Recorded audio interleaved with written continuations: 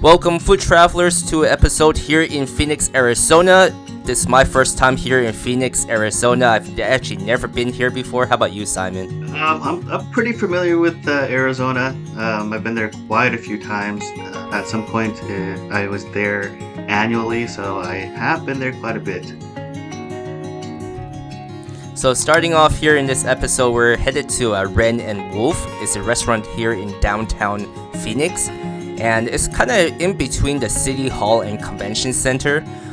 They on their website they do state that there is a 3-hour parking with validation, of course, and that parking lot is actually really convenient. It's right underneath the restaurant itself. So when you get out of the elevator, there's like signs everywhere where this restaurant is. Unfortunately, because it was my first time there, it was really difficult to find the parking lot, so I was circling around for quite a bit. And plus, there was a lot of construction going on at the same time, so I also didn't know there's all these like one-way direction roads in Phoenix downtown. It's kind of different from Seattle. I mean, Seattle has it too, but it's not every single road is one way. But so with this restaurant being called Ren and Wolf, they actually have this life-size wolf in the middle of the restaurant, and I guess everybody who comes in here, they will like take a picture of it. It's really interesting to look at. It looks really realistic, but then the face itself looks kind of goofy. Yeah, going through the footage that you brought back, it looked really interesting. It's actually been a while since I was actually last in Phoenix. I think the time when I was there were a lot of the kind of suburbs, cities that were just starting to kind of pop up. Peoria was there, but it was starting to grow a little bit more than what it is now. And then Phoenix itself has grown so much that I know once I go back again, it'll probably look a lot different than what I remember. But yeah, the food I saw from the footage you brought back, Micah, it looked really, really good. So, how was pretty much everything that you had? Yeah, so the food here, it was really good. I kind of stumbled across this restaurant as kind of like a newer restaurant that they had here in Phoenix. I'm not sure exactly when it first opened, but it did look really interesting when I was looking at it. This restaurant also has like a speakeasy bar itself, and that speakeasy bar, according on their website, it does say that there's no phones or cameras allowed, and they do have like lock boxes for you to like store that device. And I did see people like walking to the back of the curtained area of the restaurant. So another thing I want to mention is, usually when you sit down at these type of restaurants, there's like bread service that they bring bread to your table. For this restaurant, bread service is actually a additional cost. That's kind of interesting to me. And some of the appetizers that we got here is the oysters on the shell with the cocktail sauce and it's actually fresh horseradish too. And that was actually really good. And on their menu, it does state you can either choose a East Coast oysters or West Coast. I probably should have chose East Coast to try it out since I eat so much West Coast, but at the time, I really did want the West Coast oysters, and so that's what I got here. And the other appetizer dish I got was the beef carpaccio, and that one was made with arugula, bone marrow, aioli, and cured egg yolk. So it's a little bit different from the normal beef carpaccio with the actual runny egg that they use. Something that was kind of interesting, especially with the title, the name of the restaurant, it has a wolf in it. And when we were in Vegas, we were in another restaurant that also used wolf. It was Wolf and Sparrow, I forgot, or Sparrow and Wolf, one of the two. And then a long time ago, I know we used to go to a restaurant called something like Hungry of the Wolf or something. No, how to cook a wolf. Yeah, and so it's really interesting to see all these restaurants, especially, and they all seem to be kind of these, at least from what I've seen, kind of higher end-ish type of restaurants where it's not quite like casual dining. It's probably just one above that at minimum. But it's pretty interesting. I guess Wolf is a really popular name for restaurants.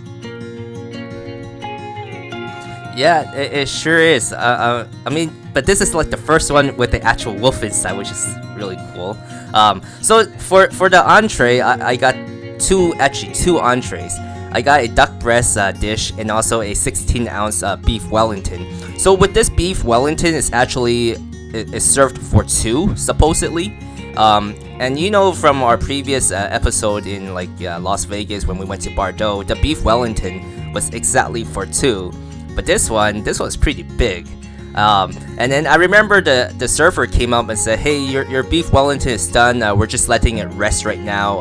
And the chef will bring it out. And then when the chef actually brought it out, he was like holding it for a really long time. He's like, "Where's my table? I'm supposed to put this on the table to cut it for you."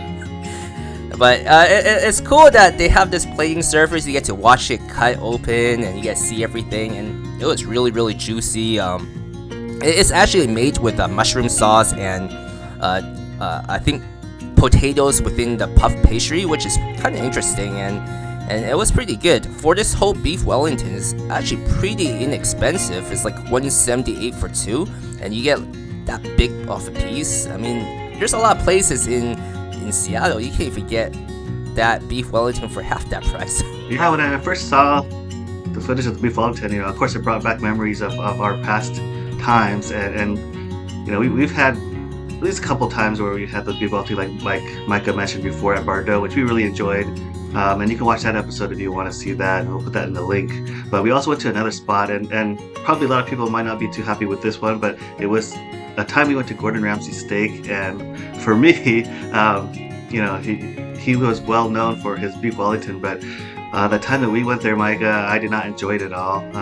One of the things that kind of stuck out the most was the just the outer edge, the bread, the puff pastry section. It was just soft and mushy, and that part I didn't really enjoy, and I did not enjoy that beef Wellington. But this one looked pretty good, and the one we had at Bordeaux was definitely pretty good.